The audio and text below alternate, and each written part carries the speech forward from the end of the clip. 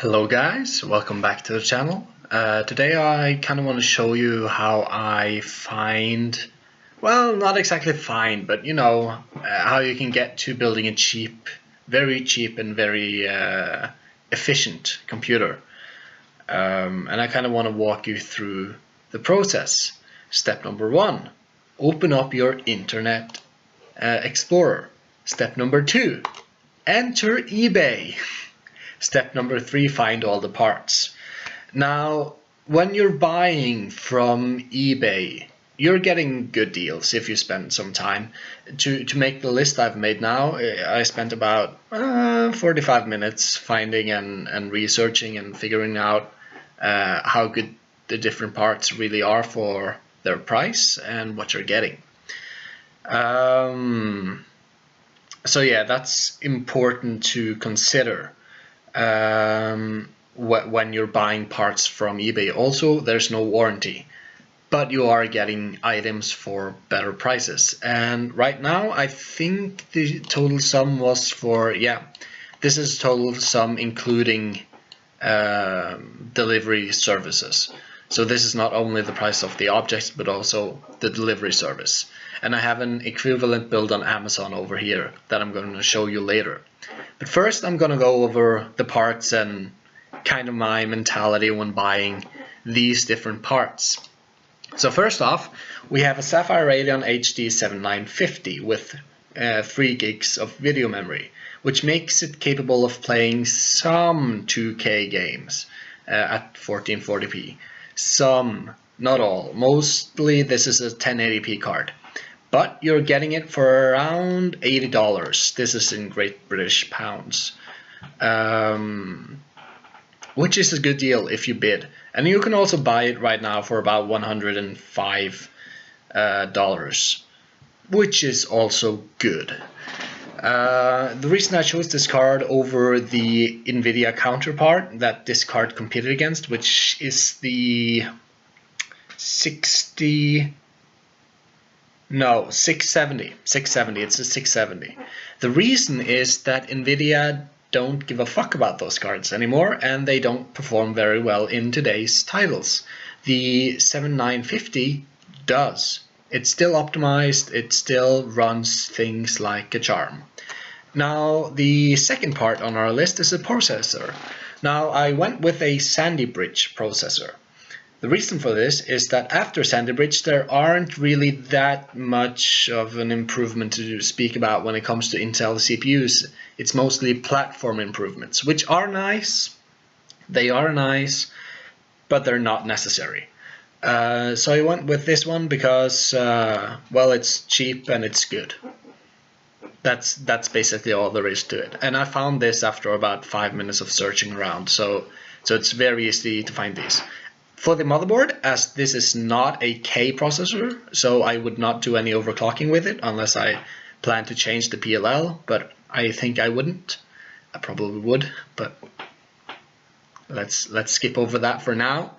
Is the Asus P8H61M.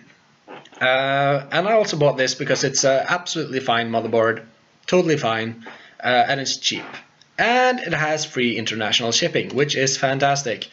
Yeah, and I've actually bought something from this guy before, and it worked. So, personal recommendation.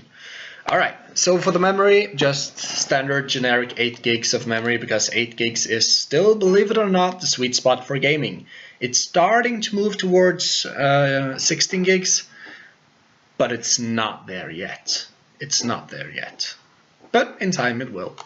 For the power supply, I was kind of sketchy because I don't really like buying used power supplies. But then I found this power supply, 550 watts, which is just what we need, for $30, and I thought, oh, this is sketchy. And I clicked it, and it's new, and that's fantastic. So there we go.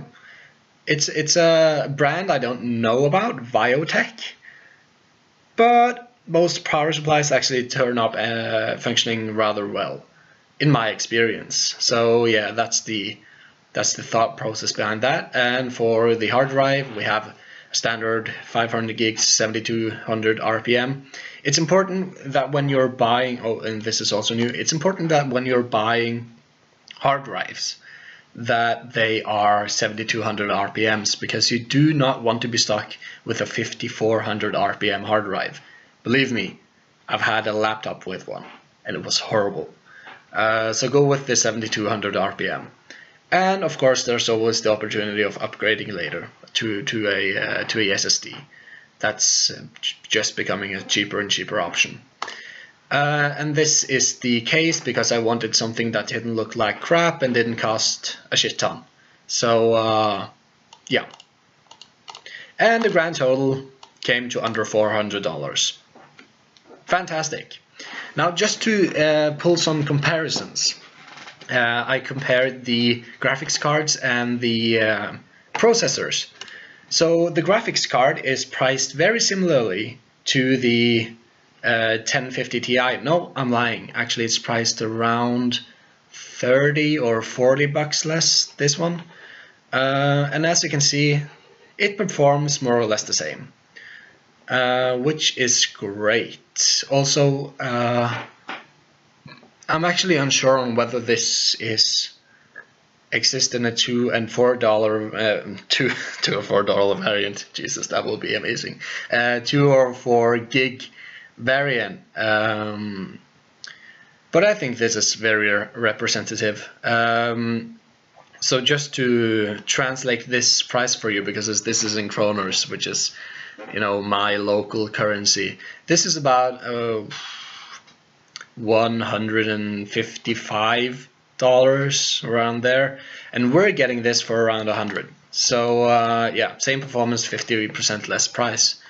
Now here we can see that the new 6400 is performing about 8% better. But I want you to take a look at the peak overclocked bench, because this is the turbo boost. And there we can see that this one is actually a bit faster, because this one has a higher turbo boost, which is great. By the way, the turbo boost is the speed the processor will be running at as long as the temperatures are kept under check, or kept under, you know, control. So yeah, it's basically the same performance for less price.